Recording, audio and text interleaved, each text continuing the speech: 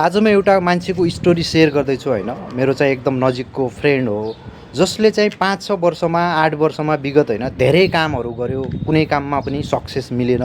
भनेपछि मान्छे गलत थिएन के, तर भनेका कामहरू जुन तरिकाले हुनुपर्ने थियो त्यस्तो भएन।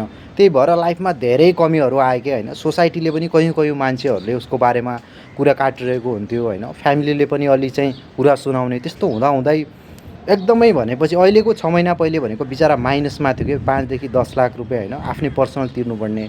उसले फ्यामिलीलाई पनि थाहा दिएको थिएन कि, चाहे थाहा दिएको भए त उसको फ्यामिली एकैचोटिमा होइन तिर्न सक्ने अवस्थाको पनि छ। तर त्यो मान्छेले होइन आफ्नो मेहनतलाई कहिले पनि छोडेन, लाइफदेखि हार खाएन कि। अहिलेको दिनमा त्यो मान्छेले होइन दिनकै 1 लाख रुपियाँ कमाउँछ भनेपछि उसले लाइफलाई यदि हार मानेको भए आज त्यहाँ पुग्ने थिएन। त्यही भएर विगतमा भएको फेलरलाई पेन बनाउनुभन्दा त्यसलाई इनर्जीमा कन्भर्ट गरेर काम गर्दा नै सक्सेस मिल्ने रहेछ भने यो स्टोरीबाट सिक्न सकिन्छ।